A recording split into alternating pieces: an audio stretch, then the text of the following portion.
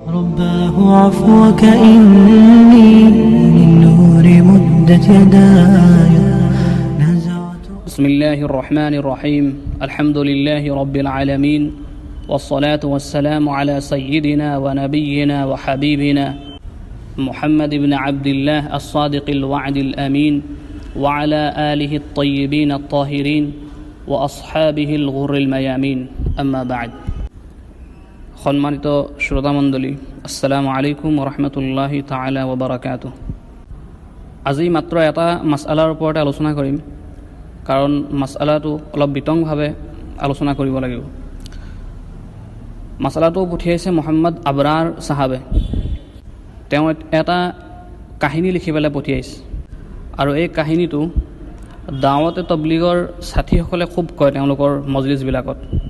কাহিনীটো হ'ল এনেকুৱা ধৰণৰ যে এবাৰ আল্লাহৰ ৰসুল সাল্লাল্লাহু আলাইহি ওয়াসাল্লাম হুজৰা আয়েশালৈ তশৰিফ আনিলে। মানে আয়েশা ৰাদিয়াল্লাহু তাআলা আনহাৰ যিটো হুজৰা আছিলে, হযৰত আয়েশা আল্লাহৰ ৰসুল সাল্লাল্লাহু আলাইহি ওয়াসাল্লামৰ বিবি সাহেবা মহতৰমা হয়। তো দেখিছে হযৰত আয়েশা হাঁহি আছে। তো আল্লাহ নবী সুধিলে যে আয়েশা তুমি হাঁহিছা কিহৰ কাৰণে? তো হযৰত আয়েশা ক'লে যে মোৰ ঘৰত আল্লাহৰ নবী আছে, তো মই কিমান সৌভাগ্যৱান, গতিকে মই হাঁহিছোঁ, মই খুশ হৈছোঁ। তো আল্লাহ ৰসুল সাল্লাল্লাহু আলাইহি ওয়াসাল্লাম ক'লে যে যিখন ঘৰৰ পৰা এজন মানুহ আল্লাহৰ ৰাস্তাত আছে সেইখন ঘৰত আল্লাহ থাকে, মানে সেই ঘৰখন আল্লাহৰ নবীৰ মুবাৰক হুজৰাতকৈও বেহতৰ। ইন্না লিল্লাহি ওয়া ইন্না ইলাইহি ৰাজিউন। যেতিয়া এই কাহিনীটো মই পঢ়িলোঁ, শুনিলোঁ, কাহিনী বুলি এইকাৰণে কৈছোঁ কাৰণ চাবিতটো নাই, চাবিত থকাহেঁতেন হাদিছ বুলি ক'লোহেঁতেন। তো মই খং উঠিছে, হাঁহি উঠিছে। হাঁহি এইকাৰণে উঠিছে যে আজি ইলমৰ যিটো অথেণ্টিচিটি সেইটো ইমান অধপতনত গুচি গ'ল যে মানুহে স্বৰচিত কিচ্ছা কাহিনী হাদিছ বুলি মানুহৰ আগত সোৱাদ লৈ লৈ বৰ্ণনা কৰিছে। আৰু খং এইকাৰণে উঠিছে যে তবলিগ অৰ্থাৎ আল্লাহৰ ৰাস্তাত যোৱাৰ ফজিলত চাবিত কৰিবৰ কাৰণে কিছুমান বেৱকুফ মুবাল্লিগে এনেকুৱা ধৰণৰ আনঅথেণ্টিক স্বৰচিত মনঘৰত কিচ্ছা কাহিনীবিলাক কয়। আৰু আল্লাহৰ ৰাস্তাত যোৱাৰ কাৰণে সহি হাদিছৰ কিবা কমি আছে নেকি? তোমালোকৰ যিখন নিচাব হয় মুন্তাখাব, তাতে সেইখনে যদি অলপ ষ্টাডি কৰা, তাত সহি হাদিছ ঢেৰ আছে আল্লাহৰ ৰাস্তাত যোৱাৰ ফাজাইলৰ ক্ষেত্ৰত। তো আমি এই মনঘৰত কিচ্ছা কাহিনীবিলাক কিয় বয়ান কৰিব লাগে? এয়া চাওক, হাদিছ বুলি ক'লে মানে বহুত কিচিমৰ হাদিছ আছে। সহি হাদিছ আছে, জাইফ হাদিছ আছে, মৌজু হাদিছ আছে। মৌজু মানে মনঘৰত যিটো স্বৰচিত, আৰু এই কিচ্ছা যিটো এইটো ইণ্টাৰেষ্টিংলি মৌজু নহয়। মানে মৌজু যিবিলাক হাদিছ সেইবিলাক কিতাপত লিখা আছে, মুহাদ্দিছিনসকলে যিটো চেইন অফ ট্ৰান্সমিশ্যন হয় সেইটো এনালাইচিছ কৰি পেলাই সেই হাদিছটো সহি নে জাইফ নে মৌজু সেইবিলাক হুকুম লগায়। কিন্তু ইণ্টাৰেষ্টিংলি এই যিটো কথা, যিটো ৱাকিয়া, এই যিটো কাহিনী, এইটো মৌজু হাদিছো নহয়। মানে সেইটোক এনালাইচিছ কৰিবলৈ এইটো মৌজু হাদিছো নহয়, কোনো কিতাপত নাই, কোনো অথেণ্টিক কিতাপৰ দ্বাৰা চাবিতে নাই এই মানে কাহিনীটো। আৰু ইয়াত কৈছে যে যিজন আল্লাহৰ ৰাস্তাত থাকে তেওঁৰ ঘৰত আল্লাহ থাকে। ইন্না লিল্লাহি ওয়া ইন্না ইলাইহি ৰাজিউন। আস্তাগফাৰ পঢ়ক, যিসকলে সেইবিলাক কাহিনী কৈছে আৰু শুনিছে, তৌবাহ কৰক তেওঁলোকে। এইটো আপোনালোকে জানেনি যে কিমান ডাঙৰ এটা কুফৰি আপোনালোকে জুমলা কৰিছে? আল্লাহ সেইখন ঘৰত থাকে। যদি কোনোবা ব্যক্তিয়ে এইটো আকিদা ৰাখে যে আল্লাহ কোনোবা জেগাত থাকে, আল্লাহৰ কাৰণে যদি কিবা মাকান, কিবা ঠাই যদি আপুনি নিৰ্ধাৰিত কৰি দিয়ে, নিৰ্দিষ্ট কৰি দিয়ে, যেনেকৈ মানুহ কোনোবা এডোখৰ জেগাত আৱৰি আছে, মানুহে কোনোবা এডোখৰ জেগা আৱৰি থাকে, এনেকৈ যদি আল্লাহৰ কাৰণে যদি কিবা এডোখৰ ঠাই, ক'ৰবাত আল্লাহ বহি আছে, ক'ৰবাত আল্লাহ সোমাই আছে, ক'ৰবাত আল্লাহ আছে, নাউজুবিল্লাহ, তো সেইজন মানুহ কাফিৰ হৈ যাব লগালগ। আৰু এইটো মোৰ কথা নহয়, আল্লামা ইবনু নুজেম হানাফি ৰহমতুল্লাহ আলাইহি তেখেতৰ কিতাব বাহৰুৰ ৰাইকত লিখিছে, ওয়ায়াকফুৰু বিইছবাতিল মাকানি লিল্লাহি তাআলা فإن قال الله في السماء فإن قصد حكاية ما جاء في ظاهر الأخبار لا يكفر وإن أراد المكان كفر وإن لم يكن له نية كفر عند أكثر وهو الأصح وعليه الفتوى। তেখেতে লিখিছে যদি আল্লাহৰ কাৰণে কোনোবাই নিৰ্দিষ্ট ঠাই মুকৰ্ৰৰ কৰে, চাবিত কৰিব বিচাৰে, ফৰমাইছে তেখেতৰ এই এতেকাদটো, তেখেতৰ এই বিশ্বাসটোৱে তেখেতক কাফিৰ বনাই দিব। আৰু যদি কোনোবাই হেকায়তন কয়, মজাজন কয় যে আল্লাহৰ কণ্ট্ৰল আছে আমুকডোখৰ জেগাত, তো সেই হিচাপে যদি কোনোবাই কয় তেতিয়া তেখেত কাফিৰ নহ'ব। কিন্তু যদি কয় আল্লাহ আমুকডোখৰ জেগাত মজুদ আছে, যেনেকৈ মানুহ থাকে, তো তেনেকৈ যদি কয় তেতিয়া সেইজন কাফিৰ হৈ যাব, তেখেতৰ ইমান শেষ হৈ যাব। আৰু এই কথাষাৰকে ফাতাৱা তাতাৰ খানিয়াতো লিখিছে কিতাব আহকামিল মুৰতাদ্দিনত, আৰু ঠিক তেনেদৰে ফাতাৱা আল হিন্দিয়াত এই মাছালাটো লিখা হৈছে, আৰু ফাতাৱা হাক্কানিয়াৰ খণ্ড 1 পৃষ্ঠা নম্বৰ 259 ইয়াৰ বিস্তাৰিত বৰ্ণনা আছে। এতিয়া বলক মই আপোনালোকক লৈ যাওঁ সেই মুবাৰক জেগাডোখৰলৈ, যিডোখৰ জেগাৰ কথা মুবাল্লিকিনসকলে কৈছে যে তেওঁলোকৰ ঘৰতকৈ সেই জেগাডোখৰ আদনা হয়, অৰ্থাৎ তেওঁলোকৰ ঘৰখন শ্ৰেষ্ঠ হয় মোৰ নবীৰ মুবাৰক হুজৰাটোতকৈ। কিন্তু সেই মুবাৰক জেগাডোখৰ, সেই মুবাৰক হুজৰাটোৰ বিষয়ে হাদিছত কি আহিছে আৰু আইম্মাসকলে সেই জেগাডোখৰ সম্পৰ্কে কি ষ্টেটমেণ্ট আৰু কি মতামত আগবঢ়াইছে, আহক শুনো। ইমাম বুখাৰী ৰহমতুল্লাহ আলাইহিয়ে তেখেতৰ কিতাব সহিহে বুখাৰী আৰু ইমাম মুছলিম ৰহমতুল্লাহ আলাইহিয়ে তেখেতৰ কিতাব সহিহে মুছলিমত এই হাদিছটো নকল কৰিছে। হযৰত আব্দুল্লাহ ইবনে যায়দ আল মাজিনী ৰাদিয়াল্লাহু তাআলা আনহু এই হাদিছটো বৰ্ণনা কৰিছে।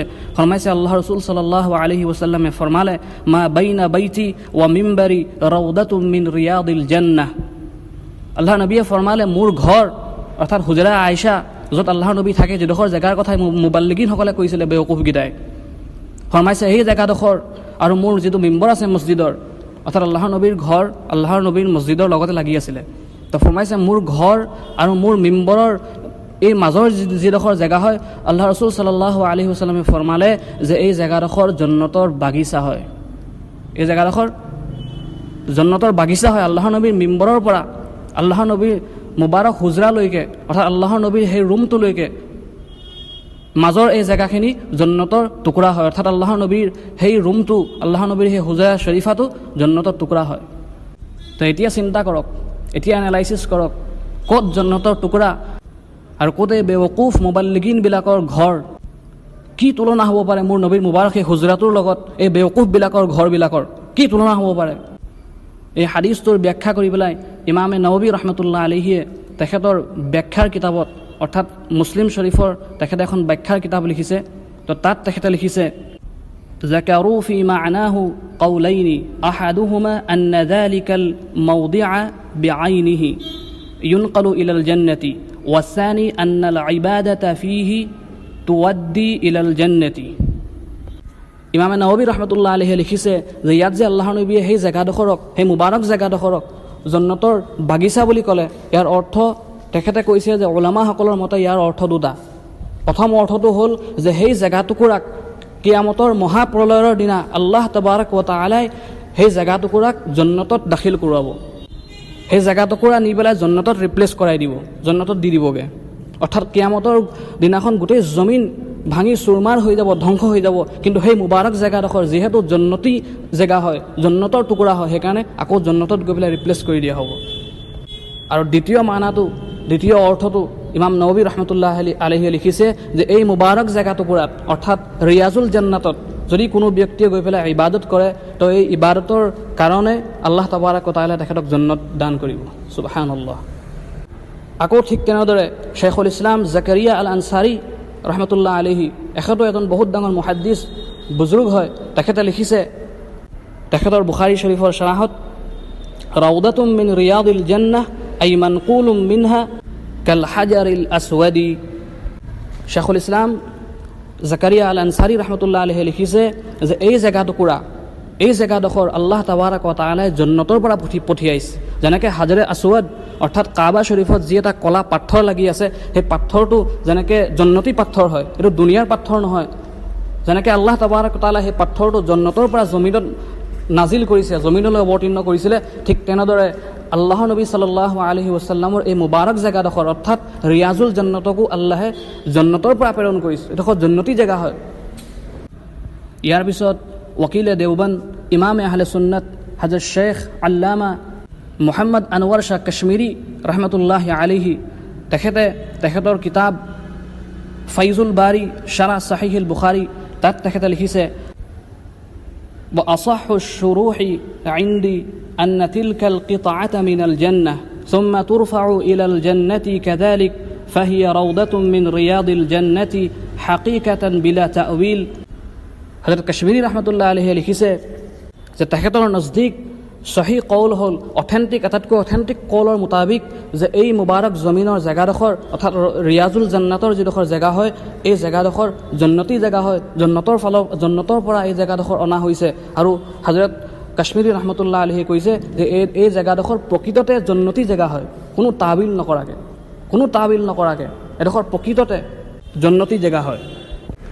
ঠিক সেইদৰে শ্বেখুল ইছলাম আল্লামা শ্বাব্বিৰ আহমদ উছমানী ৰহমতুল্লাহি আলাইহি তেখেতৰ মাৰুফ কিতাব ফাতহুল মুলহিম বিশাৰহি সাহিহুল মুছলিম তাত তেখেতে লিখিছে والحق أن كونه روضة حقيقة بحيث ينتقل ذلك الموضع بعينه في الآخرة إلى الجنة। আল্লামা উছমানী ৰহমতুল্লাহ আলাইহি একেষাৰ কথাই কৈছে যিষাৰ কথা আল্লামা কাশ্মীৰী ৰহমতুল্লাহ আলাইহি কৈছিলে যে এই জেগাডোখৰ প্ৰকৃততে জন্নতি জেগা হয় আৰু এই জেগাটুকুৰাক কিয়ামতৰ দিনা আকৌ জন্নতৰ ফালে মুন্তাকিল কৰা হ'ব, জন্নতলৈ ৰিপ্লেচ কৰা হ'ব।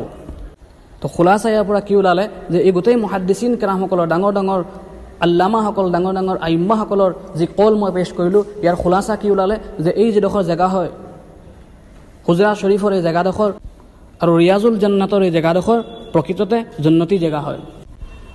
আৰু আজি আল্লাহ ৰচুল সাল্লাল্লাহু আলাইহি ওয়াসাল্লামৰ মুবাৰক কবৰ শ্বৰীফ যিটো ৰুমত আছে সেই ৰুমটোৱে হজৰত আয়েশা ৰাদিয়াল্লাহু তাআলা আনহাৰ হুজৰা আছিলে।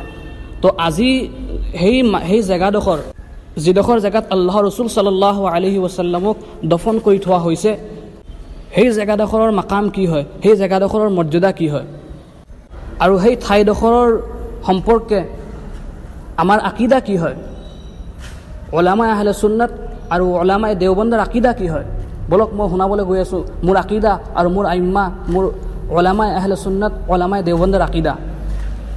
আল মুহান্নাদ আলাল মুফান্নাদ উলামায়ে দেওবন্দৰ মুত্তাফিকা এখন আকিদাৰ কিতাপ হয়, তাত সকলো উলামায়ে দেওবন্দ একমত হৈ আছে তাৰ প্ৰতিটো আকাইদৰ ক্ষেত্ৰত। তাতে লিখা হৈছে ফাইন্নাল বুকআতা শৰীফা التي ضم أعضاءه عليه الصلاة والسلام فإنه أفضل مطلقا حتى من الكعبة والعرش والكرسي الله أكبر। আহলে সুন্নতৰ এটা সাংঘাতিক আকিদা বয়ান কৰিবলৈ গৈ আছোঁ। আগে শুনাৰ আগত নিজকে চম্ভালি ল'ব, এটা সাংঘাতিক কথা আপোনালোকক শুনাবলৈ গৈ আছোঁ।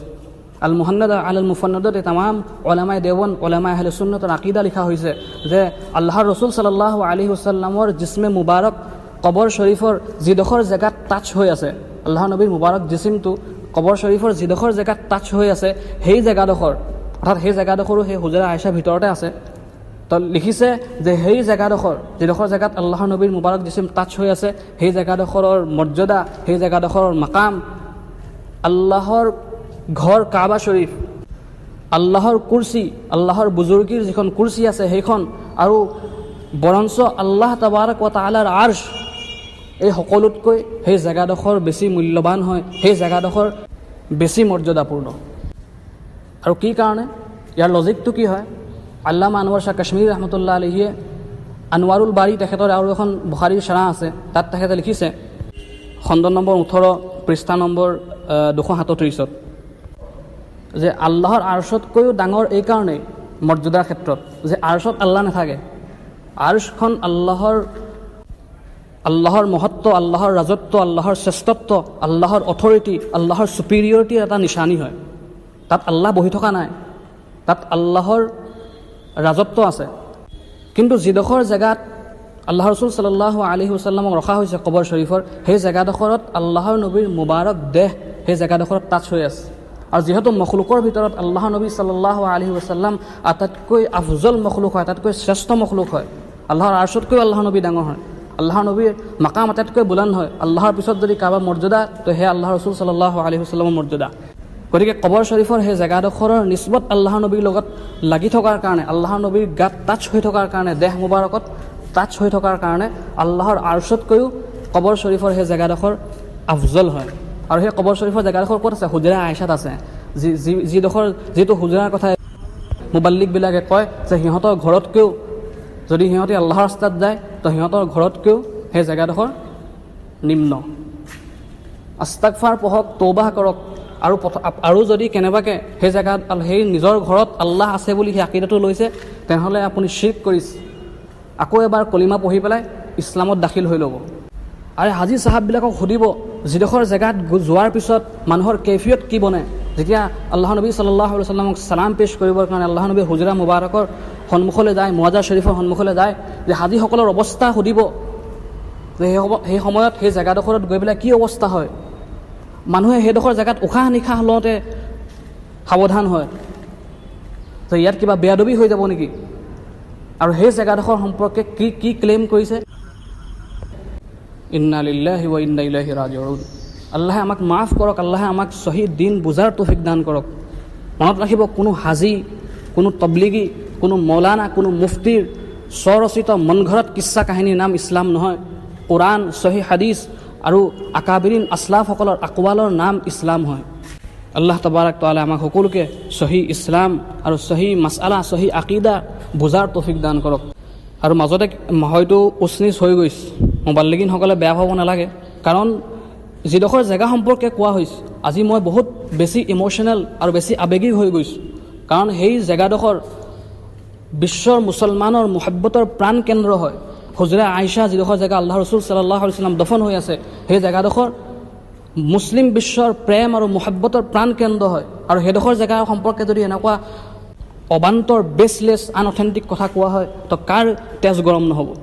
তো আল্লাহ তাবাৰক তাআলা আমাক সকলোকে বুজাৰ তৌফিক দান কৰক। আকুলু কাউলি হাযা ওয়া আস্তাগফিৰুল্লাহ লি ওয়া লাকুম ওয়া লিসাইৰিল মুছলিমিন ইন্নাহু হুৱাল গফুৰ।